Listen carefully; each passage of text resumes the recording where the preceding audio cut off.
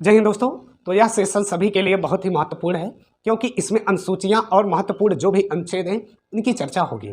इसके पहले मैं आपको बता दूं कि संविधान को बनने में 2 वर्ष 11 माह 18 दिन लगे और मूल संविधान में 8 अनुसूचियां 395 अनुच्छेद थे। वर्तमान में अनुसूचियों की संख्या 12 है और 22 भाग हैं, 395 अनुच्छेद हैं, उसी में संशोधन किए गए हैं।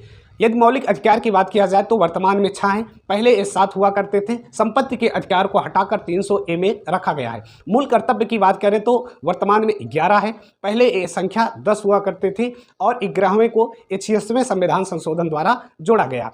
यदि बात किया जाए कि मूल संविधान में कितने राज्य थे तो उस समय 14 राज्य और प्रदेश हुआ करते थे। वर्तमान की बात किया जाए तो 28 राज्य और 8 केंद्र शासित प्रदेश हैं। यदि बात किया जाए भाषा का, जो अनुसूची 8 में है तो 22 भाषाओं का उल्लेख है, जो कि मूल संविधान में सिर्फ 14 भाषाओं का उल्लेख था। वर्तमान में 22 भाषा हैं, जिसमें 3 संशोधन द्वारा ये जोड़े गए। 21, 71 और 92 संशोधन द्वारा भाषाओं को जोड़ा गया। 21 में आपको सिंधी जोड़ा गया 1 भाषा, और 71वें में 3 भाषा, और 92 संविधान संशोधन उसमें 4 भाषाओं को ऐड किया गया, जोड़ा गया है। तो संविधान को पूरा समझना है, यहाँ से देखना है, जो भी महत्वपूर्ण प्रश्न है उस पर चर्चा भी किया जाएगा।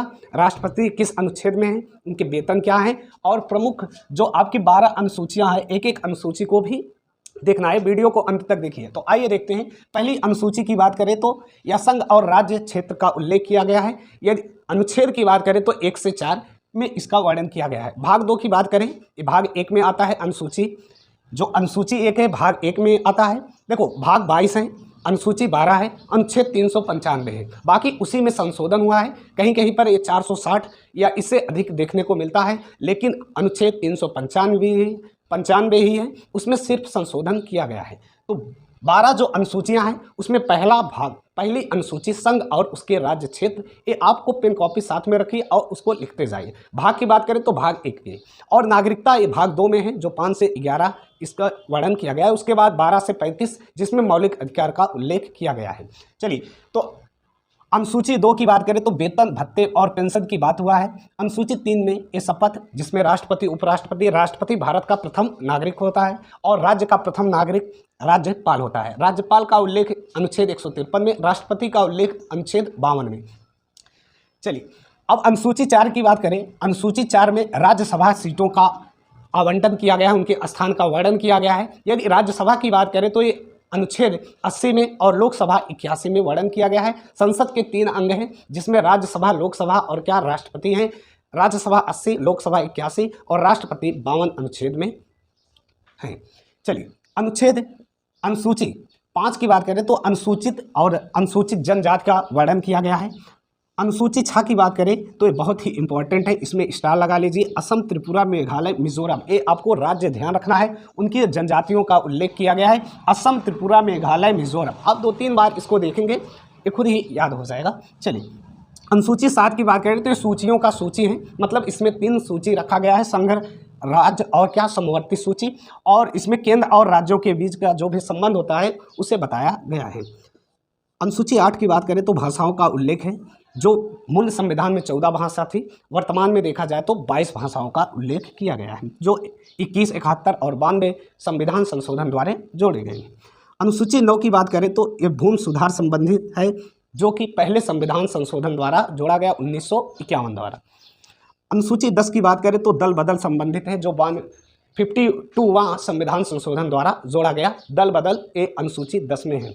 11 की बात करें तो पंचायती राज व्यवस्था, जिसमें 73वां संविधान संशोधन द्वारा जोड़ा गया है। ये 24 अप्रैल 1993 द्वारा इसे लागू किया गया। अनुसूची 12 की बात करें तो नगर पालिका संबंधित है, जो 74वें संविधान संशोधन द्वारा इसे जोड़ा गया। तो यहाँ पर आपको 12 अनुसूचियाँ लिखा गया है, आप जूम करके इसको स्क्रीनशॉट ले सकते हैं, पेन कॉपी साथ में रखिए और इसे एक एक बात को लिखते जाए। मैं पुनः एक बार रिपीट कर दे रहे हैं। तो पहली अनुसूची संघ और उसके राज्य क्षेत्र, दूसरी अनुसूची वेतन व भत्ते, तीसरी अनुसूची शपथ, चौथी में राज्यसभा सीटों का आवंटन, 5वीं में अनुसूचित और जनजातियों का उल्लेख, और 6ठी की बात करें तो असम, त्रिपुरा, मेघालय, मिजोरम जनजातियों के लिए विशेष दर्जा, और अनुसूची 7 का ये सूचियों का सूची, संघ, समवर्ती और राज्य सूची।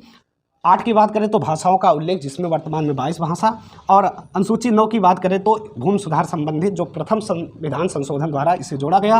अनुसूची 10 की बात दल बदल, अनुसूची 11 की बात तो पंचायती राज, ये लोकल है, और अनुसूची 12 की बात करें तो ये नगर पालिका, जो 74वें संविधान संशोधन द्वारा जोड़ा गया।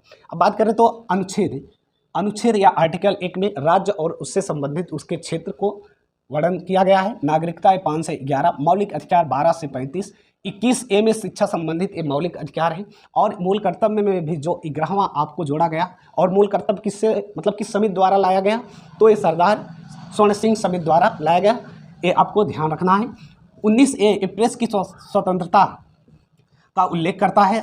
17 की बात करें तो छुआछूत का अंत, 18 में उपाधियों का अंत, और 24 में शोषण के विरुद्ध अधिकार है। 25 की बात करें तो अंतःकरण की स्वतंत्रता है। देखिए मौलिक कर्तव्य वर्तमान में 6 है, 7 हुआ करते थे, जो कि संपत्ति के अधिकार को उसको हटाकर 300A में रखा गया है, ये आपको ध्यान रखना है।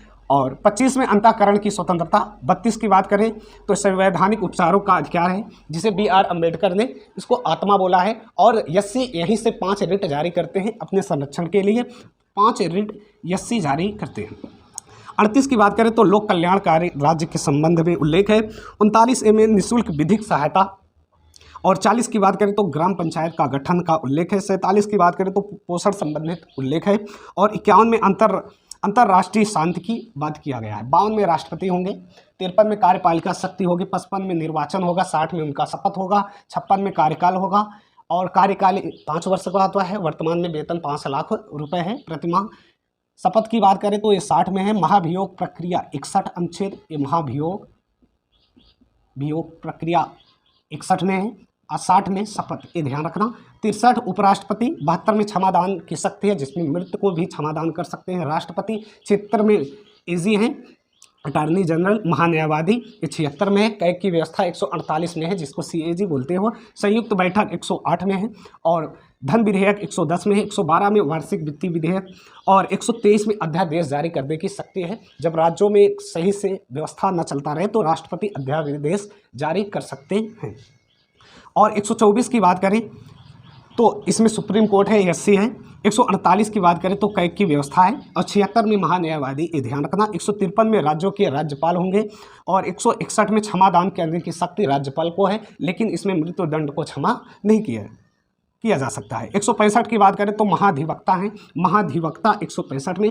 अध्यादेश, राज्य अध्यादेश जारी करता है 213 में। 214 की बात करें तो इसमें हाई कोर्ट है, SC है। 243 की बात करें तो पंचायत है, और पंचायत अनुसूची की बात करें तो 11वीं अनुसूची में है। 246 से GST है, जो 101वां संविधान, उसी में कन्यादान भी है, तो GST को ध्यान रखना। 246 गुड्स सर्विस टैक्स। और 266 की बात करें तो संचित निधि है, जो संसद इस पर अपना दायित्व रखता है, या संसद का देख रेख में होता है। 267 की बात करें तो आकस्मिक निधि है, जो राष्ट्रपति द्वारा इसे किया जाता है आपात उपबंध के लिए। 280 की बात करें तो वित्त आयोग है। 300A में संपत्ति का अधिकार है। 315 UPSC का उल्लेख है, और 324 में निर्वाचन आयोग है। 343 में राजभाषा है, राजभाषा 343 से 351 में है। और ये भाग की बात करें तो 17 भाग में है, 17वें भाग में है, ये ध्यान रखना है। 352 में राष्ट्रपति आपात उपबंध है, और 356 में राष्ट्रपति शासन है। 360 में वित्तीय आपात है। वित्तीय आपात अभी तक कभी इसका यूज़ नहीं किया गया है, प्रयोग नहीं किया गया है। 368 में संशोधन की प्रक्रिया है, और 370 में जम्मू कश्मीर के लिए विशेष दर्जा है, जिसमें कई उपबंध हटा दिए गए हैं।